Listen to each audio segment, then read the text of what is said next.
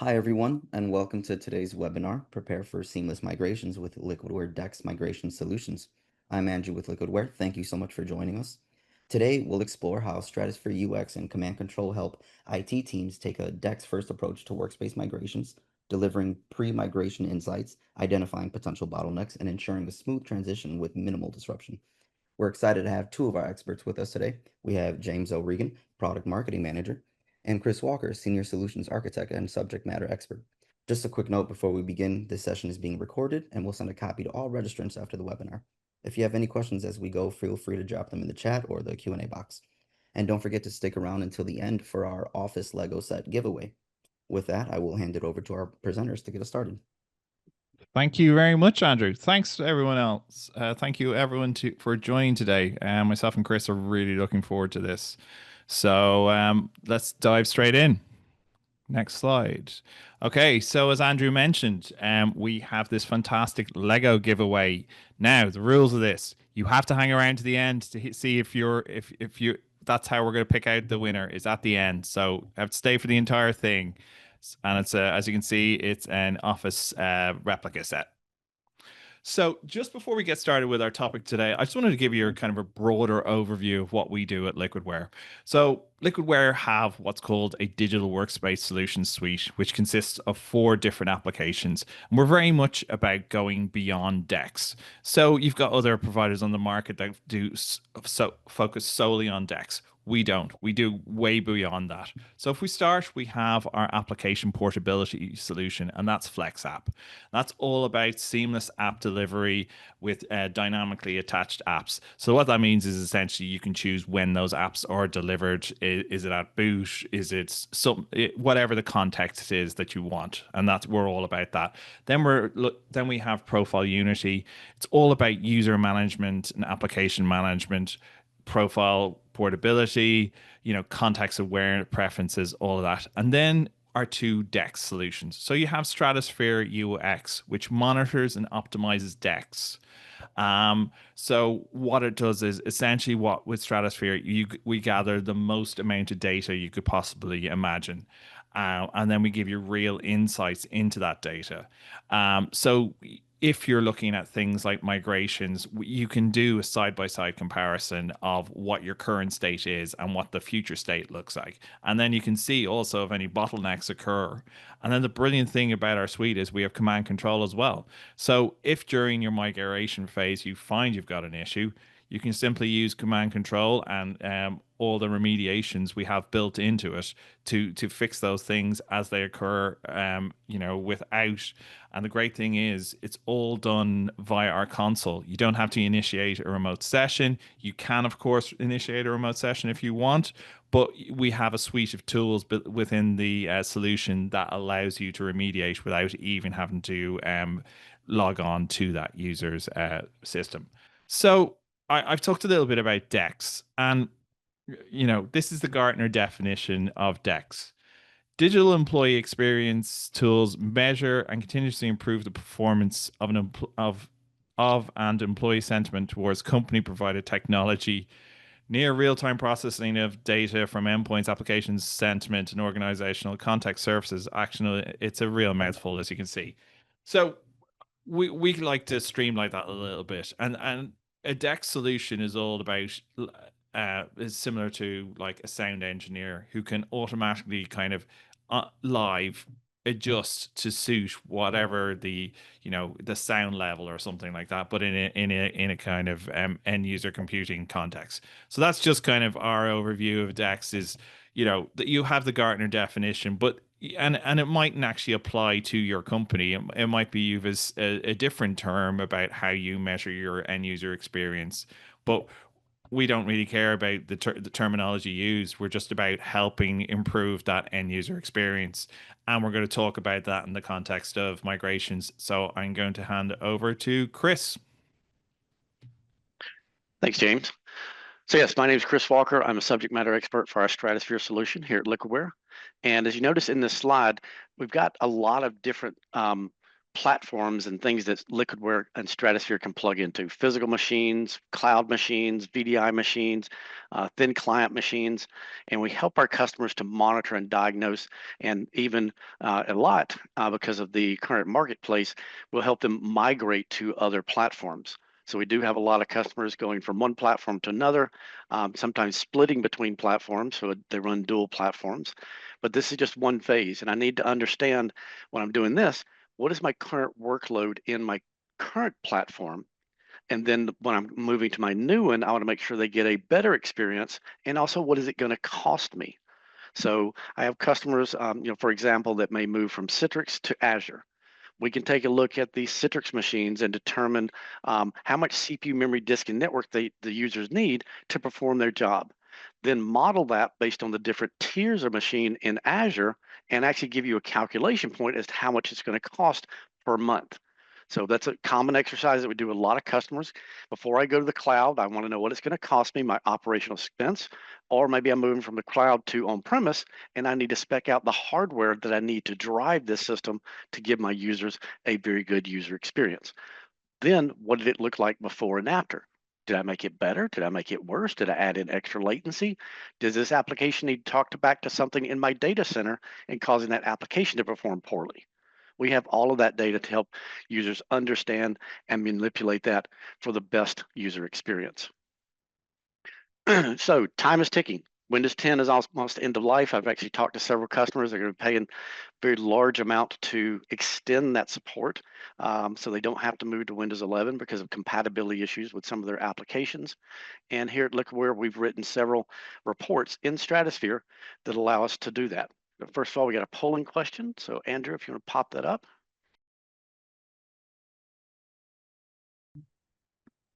And display the results.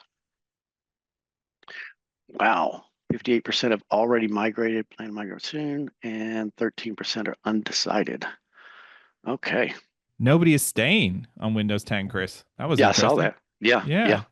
Yeah, it's generally the larger customers who have an application compatibility. A lot of hospitals, by the way, have an application compatibility where it will not run on Windows 11. Some of the EMR systems and their plugins don't do it. So with Stratusphere, we can help you with the major roadblocks.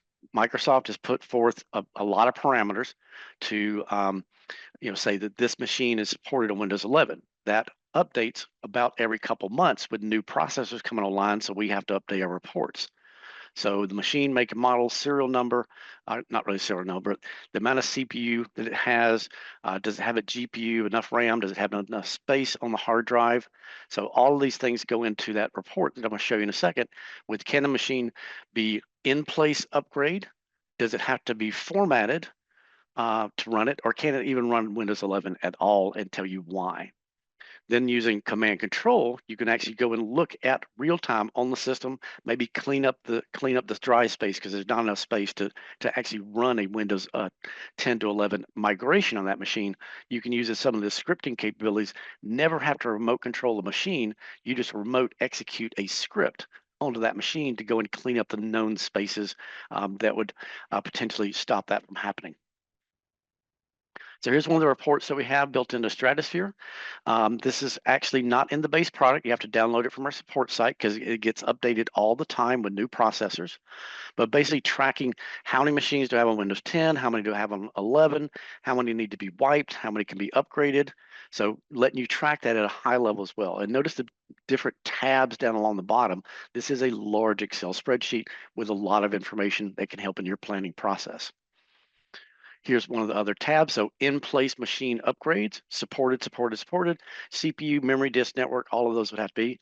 On the bottom, unsupported, and then why. Notice those machines that are saying that they're unsupported, the CPU is not new enough to support the Windows 11, and I don't think Windows 11 will even run on the machine.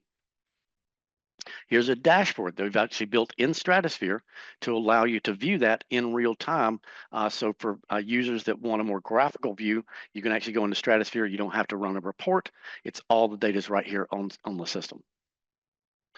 We actually did this for another customer with Power BI because they were a big Power BI shop. So tracking the Windows 10 deployments or the Windows 11 deployments and seeing them meet in the middle and eventually cross till all of the Windows 10 is gone in the environment. one of the things I asked my Power BI guy to do was put a line in the middle here of user experience, because Stratusphere does track user experience. So it'd be interesting to see as I roll out new Windows 11 machines, does my user experience go up or down, and be able to track that, because maybe a learning curve that I need to train my people better on where the new buttons are in Windows 11, because I did format their machine and put down a brand new image, and they got unhappy because I deleted the pictures of their kids. So I did ask him to add that user experience, but this is a Power BI template. You could point it right at Stratusphere, hit go, and you're off and running. All right, another poll question, Andrew. So what sector are you in? Healthcare, financial, government, legal, other, maybe manufacturing? And the results. Healthcare, most of them other. Interesting. So they don't fall into any of those four major categories. Okay. All right. So the first are one of the many migration opportunities where you use Stratusphere data. Talked about this earlier, moving physical to virtual or cloud or vice versa. So Stratusphere can help you model what I'm currently doing in any environment, how much CPU memory, disk network, all of those particular parameters. And then as I move to the other platform, help me compare that. So as you're looking at, physical to virtual, Stratusphere UX, like we talked about, Google, Amazon, Azure, we don't really care. We run on all the platforms. We can use our spot check methodology as well to validate that.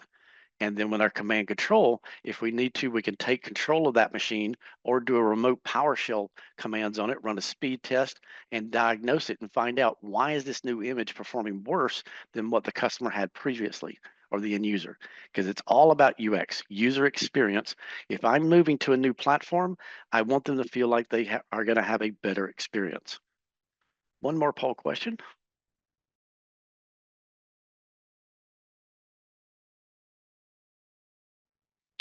All right, let's see the results. Most people are no, 21% said they are in the middle of a merger or acquisition. Okay, all right. So mergers and acquisitions, what do you think? Why would I buy a diagnostic tool for a merger and acquisition or even a divestiture where I'm separating from it? Many use cases on this. So basically we've had a lot of customers who needed, I just bought this company. What did I get? So we can employ Stratusphere. Within an hour, you're going to have full hardware inventory. Make, model, serial number, how many monitors are plugged in, what's plugged in the USB drive. All of that data would be reported to Stratusphere. And in 1 hour deploying the agents, I'm going to have a clear view of my hardware stuff. And about an hour later, you'll have applications installed as well. So an inventory of all the software. So you've got different challenges and impacts in the system. Operational cost, slow adoption. The users don't like the machine. They're still holding onto that old laptop and won't get it up. So this is just some of the things that happen in a merger acquisition, is maybe moving those user profiles. Inconsistent user experience because they're unaware or don't understand the new platform and where I move the new applications. So all of these things can come back and bite you if it's not properly planned and documented. What do I have and how am I going to get from point A to point B? 4 phases of a merger, an acquisition: workspace alignment, discovery, like I talked about with Stratusphere. Profile Unit can also help with that as well, helping to get those guys ready. Migration, Stratusphere tracking the key performance indicators, KPIs. Profile Unit can do zero-touch transition. So I've done many large hospitals where they've gone and they bought a hospital, they installed Stratusphere for the inventory, they installed Profile Unity to capture the user profile, any preferences, things like that they need. They would store it off on another server. Then in a weekend, they would come in and transform a hospital with, say, 400 beds, 1,000 people over the weekend, completely cut them over to their domain by putting new machines in place or just simply re-imaging them. Sometimes we do need to coexist. So if I buy in a large hospital with multiple branches, I can't do all branches at the same time. So I may need to do a branch at a time. Our Stratusphere and Profile Unity can help mitigate that so that each location, so as I walk around and go to different facilities, my profile can still follow me, even though one facility is running Windows 10 and another facility is running Windows 11.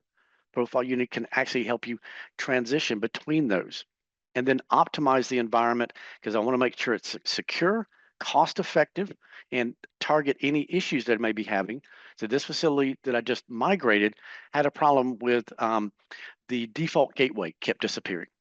Well, Stratusphere would have found that during the discovery phase, first of all, but I just found it in my optimization phase, and I need to fix that. Ray, you want to take this? Sorry, James. So, Chris, just before we go through these other slides, I just wanted to go through. We had a question. Someone said if they were doing like a Citrix to say AVD migration, what would be the kind of the main things they should be looking at for doing a comparison in terms of performance? Yep. So we've actually built some very specific Power BI models for this. So we would install the Stratusphere agent onto your current Citrix environment. We could pull out the amount of CPU and memory and disk and network that they need to do their job from a virtual machine level, not at the host level, because remember in the cloud, you can't see the host. Then it does automatic mapping of the users to the platform or the tier of machine that they need in Azure to do their job. It would actually tell you. And then you go in there and type in how much each one cost for your discount per month, and it'll show you a runtime or how much you need to do that. How much does it cost me to run these users in that environment?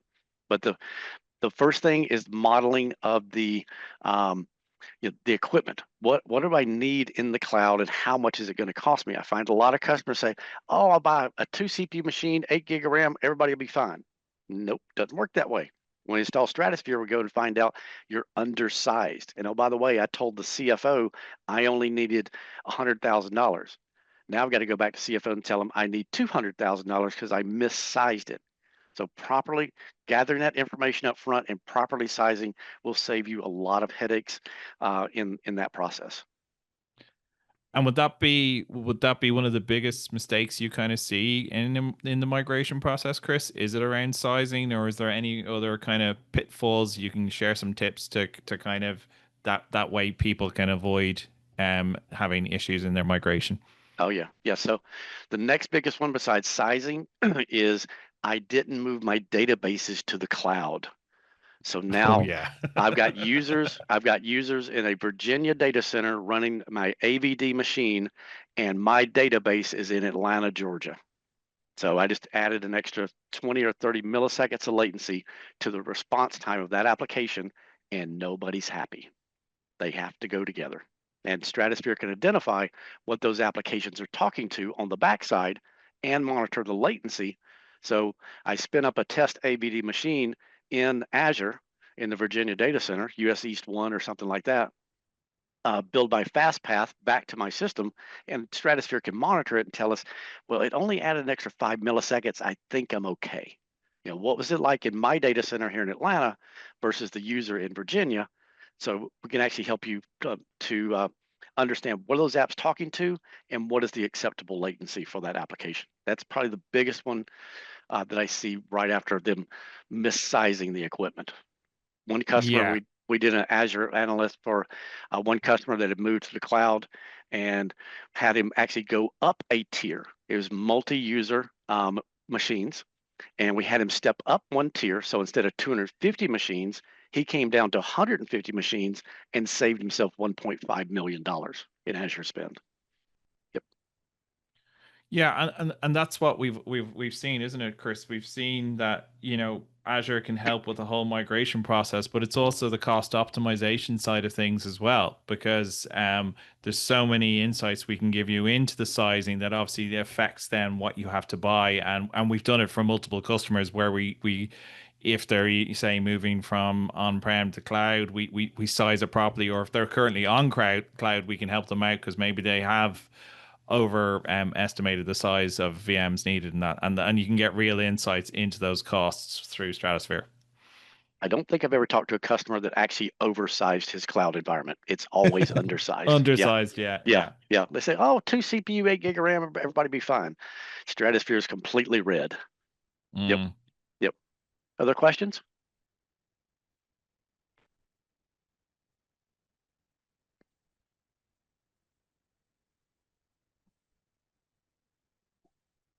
James, I'm assuming you're watching the chat. Yeah. Just another one here. In terms of the migration process, have you any kind of hints or tips or in stories around, what you should be avoiding it? Oh, here we are. Here I've got one here. Um, in terms of user experience, how do we determine red, green, yellow? What is contributing to those kind of the way with the traffic light system we use?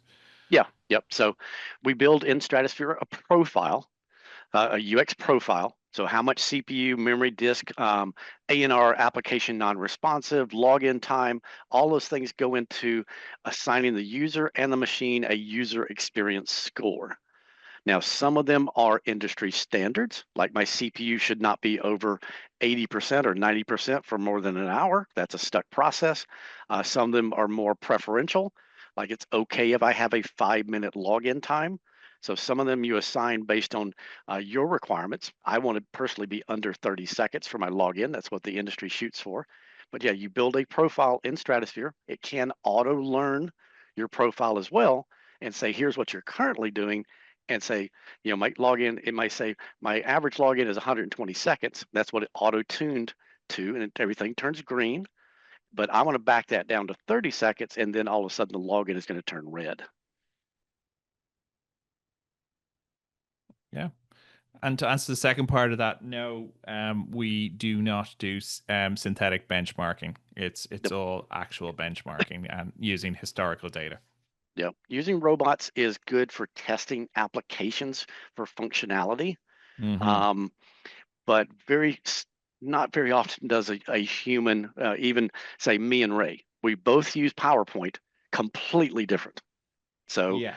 unless you can program a robot and you get some AI in there to make it act like a human and get up and answer the phone and leave the PowerPoint sitting there doing nothing, you robots are good for certain things in my assessments, quality assurance type things. Yeah, exactly. And like, a robot's not likely to use Excel as a database with, going down 50 workbooks, which, Yep. humans absolutely are. And then that can completely skew your sizing for environments because of one weird user, which obviously Stratusphere will highlight. And obviously, one of the advances we've made with the latest release of Stratusphere, we can now get feedback direct from the users with our user sentiment surveys.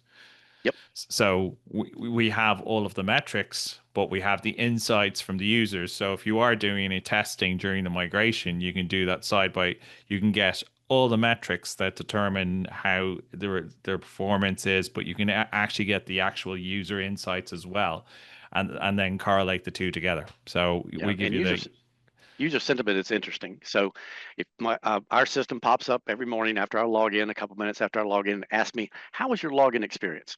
And I say it was terrible, because if my machine doesn't boot and log in -5 seconds, I'm not happy. So user sentiment is, you have to understand your audience, because I'm always going to say my login was not good. But that, if you go into Stratusphere, you'll find out, hey, he logged in and the machine was usable, post-processing activity within 30 seconds. I got a very powerful laptop. But yeah, you have to understand your users and why they might possibly be saying, I don't like the login process. and that is one. We're talking there about logins, but login breakdown is something we really do to a level of detail most people don't. We give you real insights into your login, and that's a hugely important thing in a migration process, is doing a side by side comparison of your logins, because potentially something might have changed when you do migrate from one platform to the other. And actually, I talked to a customer just this morning. Another one of our SEs is currently installing Stratusphere for a proof of concept. They moved the users from one set of servers on Citrix to a new set of servers on Citrix, and their login time went up 60 seconds. And now we're going to use login breakdown to determine why is that? Is it an IO bottleneck, or is it something in the group policies or something like that that's affecting it? But yeah, they said we just moved our users to brand new equipment, and their login time went up 60 seconds. So that simple migration, the image, well, they did go from Windows 10 to 11, and they on new hardware. So we're not sure exactly where the problem is yet. But Tom will But we probably will find find that it to with us. login breakdown because it is Yep, so comprehensive that we look at every little stage and process involved in the breakdown in the login process, yep. and we will be able to determine what is causing that and fix that problem. Because adding 60 seconds to a login, that's insane. They weren't they were Something not is happy. not right there. Yes, they were not happy. Yep. Mm. They spent a lot of money and got a worse experience. If you had to guess, could you guess what's causing it? I think it's their disk subsystem. He told me what it was. I won't mention it, but I think he bought the wrong disk subsystem. He's killing his disk. Yep. Oof, that's Which an will show up expensive. in the Stratusphere under disk queue, and the amount of IO going on during the login process. So he's just basically got a login storm. Yeah, he bought an inexpensive disk subsystem. Yeah, and I think what you're highlighting there is the perfect use case for Stratusphere is that, obviously when you migrate across, login boot storms are a huge thing because you're going to be testing and scaling a new platform. So to get those kind of insights into it and to be able to fine tune these things is essential. If he had Stratusphere installed on his old platform prior to purchasing the new equipment, he would have known how many IOPS he's going to be driving. Mm. And I'm betting that new system cannot do that many IOPS. Yep. Oof, I've seen that before. Yep. Too many times. Too many Yeah. times. It's good to have the data before you go buy anything new. Yep. Another Even just to question here. go ahead. Yeah. Okay. What about user experience drift over time? Do you highlight or notify customers we're seeing a drift in performance, login times, app performance is degrading over time? Yes. So there are alerts in Stratusphere that come out via email or SNMP. They're also very easily to view in the systems as well in the new dashboards. But it can be notified CPU is creeping up. There's also a 310 diagnostic findings report that a lot of customers will run on a weekly or monthly basis and compare it to last month. So I can trend my data. There's another one is a comparison report. Show me what my system looked like 2 weeks ago to today. And it'll actually compare and say, look, it's graphs of CPU, memory, disk, network, your host systems, all of that in one nice, pretty report. So you can actually tell that your CPU has gone up 5% over the past 2 weeks. Several reports and alerts on that particular issue. Okay, we have another question. What about change cycle? Do you have a way to put a timeline demarcation before patching cycle, OS change, policy change, so customers can see when change was introduced and they can now see before and after change? Yep, that report that I just talked about is used extensively for that. So I know with Patch Tuesday, my systems all got patched and rebooted. So I can run a report for the week before that and the week after Patch Tuesday to analyze how did these new patches affect me. By the way, there's been several this year and last year from Microsoft that were very detrimental to the systems. Caused a lot of extra CPU. They quickly backed them out, but it did hurt a lot of customers. Mm. And other application providers do that too. It's not just Microsoft. Yeah. So basically, okay, what do we got? Oh, where we got? What capabilities are offered for real-time monitoring and proactive identification of performance bottlenecks during and after migration to allow more effective issue resolution and optimization? Well, that just sounds like command control. Yep. But a lot of people ask that question. So why do we have two diagnostic platforms?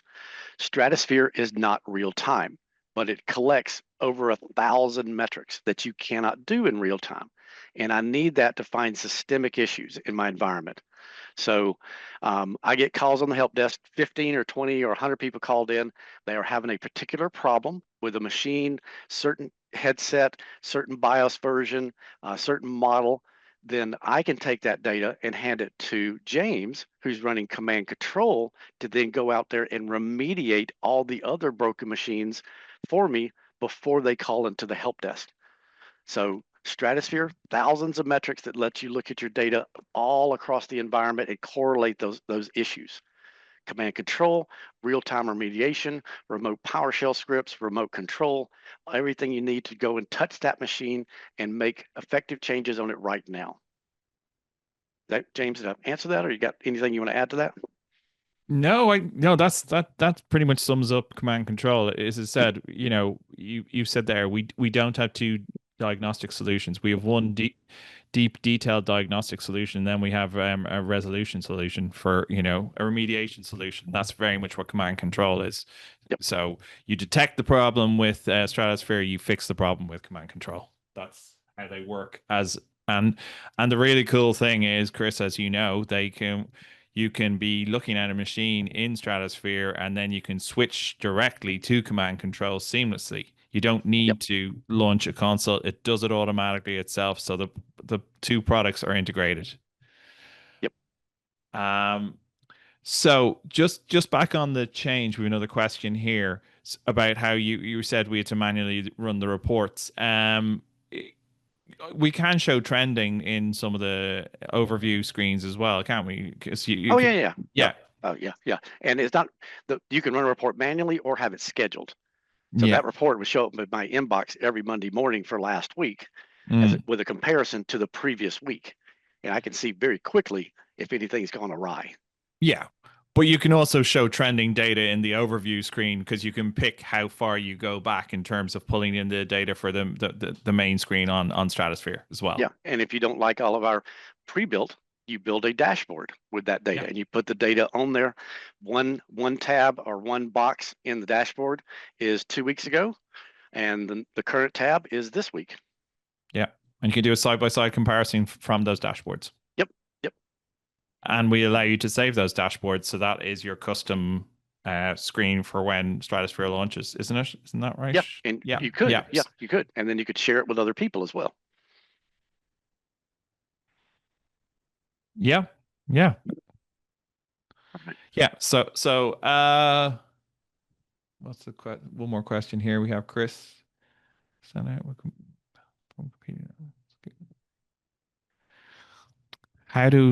How do our solutions stand out with competing offerings in terms of scalability, platform agnosticism, and overall cost effectiveness for enterprises undergoing?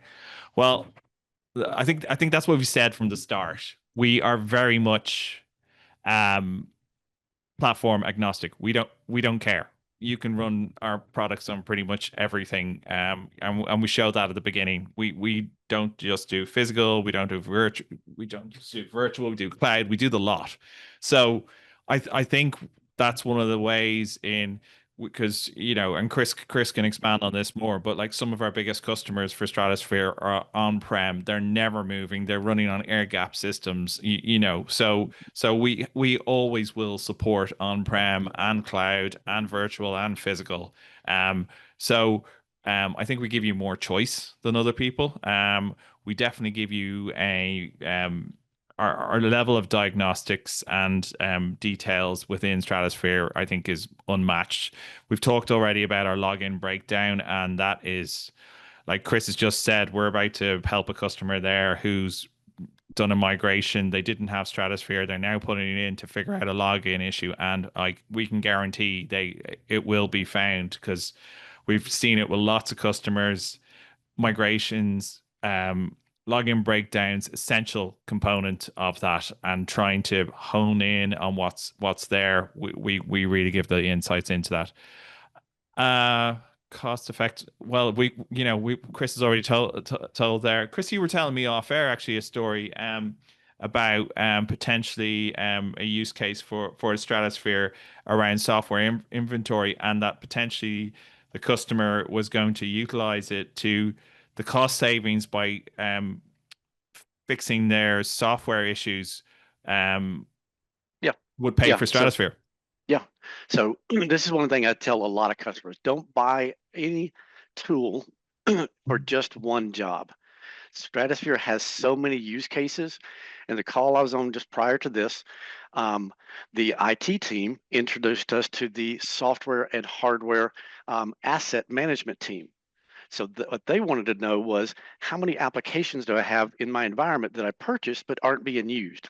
So take Visio for example. Oh, it's Um, the classic example. yeah. So a customer of ours actually a couple years ago, they mistakenly deployed Visio to 10,000 machines.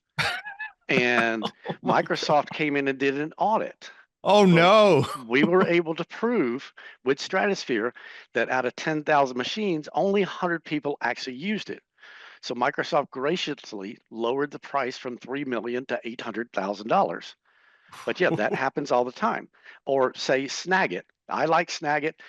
Some companies have purchased Snagit and they run it everywhere. But with the Windows snipping tool, I can see that, hey, nobody's really using Snagit because it's not in the foreground. It's running on the machine, but it's not in the foreground. Therefore, it's not actually in use. But I see the Windows snipping tool gets popped up all the time. I can probably get rid of Snagit except for these 100 people that do actually use it because I can see it's in the foreground. So software and hardware asset recovery, where a machine's not being used or a piece of software is not being used, or hey, why are you on a version of Chrome that's 2 years old? Security comes into play there. So yeah, a lot of use cases for that data, and the software and asset people that I was talking to just this morning were very excited about getting their hands around the software and the different versions that are out there, and eliminating waste, because we bought a piece of software 5 years ago, we keep upgrading it, we keep paying maintenance, and nobody's using it. It adds up Exactly. quick. Yeah. And that's a big thing in migrations, because obviously in migrations you want to streamline the amount of software you have. So that's another thing we can assist with Yeah, is we have a hospital on the West Coast. He is moving 40,000 machines from physical to virtual with iGel. The first thing he did was install Stratusphere in his physical environment and start pumping application data out of it. So what apps do I actually need to put onto my image? Then he would build out profiles, a big term in the medical industry, build out profiles of these people. So these people need these 15 applications, therefore I can publish them and move them over. So he was able to plan very methodically using that Stratusphere data, but even before he bought the Citrix environment. How much hardware am I going to need? How much software am I going to need? I mean, he has over 2,000 applications in his environment. It's like you don't just flip that over to VDI. So he had to find out, which applications are necessary to support this doctor. Yep. excellent. Well, any other questions before Chris? Yep. Okay. Any other questions before we wrap up? Um, if not, thank you, Chris, for your insights. I think we've given people some real information about how Stratusphere and CommandCTRL can really help with your migrations, and we've showed some real use cases that they can really utilize. So yeah, we just want to highlight a couple of things. If you ever have an issue with any of our products, you can go to our support pages, support.liquidware.com. There's some great stuff on there. The SEs have been doing some really cool videos that are really helpful. And so, yeah, that's our support.liquidware.com. And we've got we've got expert insights, we've got training videos, we've even got some tools on there, and there'll be more about some of the tools we're working on in the very near future. So keep an eye on that page. Next slide. Also, we have the Liquidware community. We would love to see you on there. You get access to, you can ask your questions on there. You get access to the entire Liquidware team, such as Chris, who's our SME for Stratusphere. We have our other SMEs for our products. We have our CTO and our CEO even answering questions. So if you really want to contact anyone at Liquidware or have a question about what we're doing or what we're going to be doing in the future, I advise you to join community. There's a QR code there. And there's lots of great stuff coming from. So that's it. And anything next slide. Yes. Also, we'd really like to hear from you what you think of our solutions. So we have Gartner Peer Insights. There's a QR code there. You go and give us a short review of your Stratusphere or Command Control implementation, and you will get a $25 gift card for a couple of minutes of your time. Next slide. Also, we recently launched what we're calling the Digital Workspace Maturity Framework. And this is basically an assessment that you can conduct of your environment. It takes under a minute to complete. QR code is there. It gives you an overview of where you are in terms of your workspace maturity. So we encourage you to go scan the QR code and go check that out. And hopefully it's useful.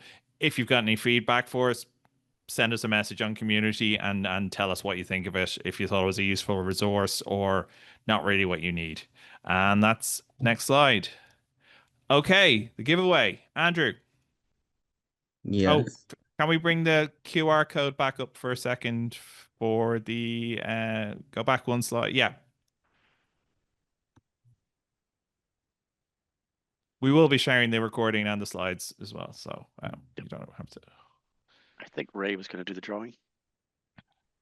Is it going to be Ray or Andrew? It'll be me doing the drawing. All right, go for it. All right. Well, first of all, thank you guys. Thank you so much for that. Thank you for sharing your expertise, your insights, everything. I'm sure myself and all the attendees are very grateful for it. And as a reminder, as James pointed out, a recording of the session will be sent to your inbox so you can review that and share it with your team. But now, the moment we all been waiting for, this Office Lego set giveaway. We went and we put all the names into this little virtual box of ours. We gave it a shake, and the winner is Martin Chen. So, Martin, if you're still here with us, yep, I see you there. Congratulations. You'll be getting some information from us on follow-up so we can get that to you. Thanks again for joining us, everyone, and we look forward to seeing you at our next webinar. Thanks, everybody. Thanks, everybody, and congrats to Martin Oman in the Lego. See you on the next webinar or on community.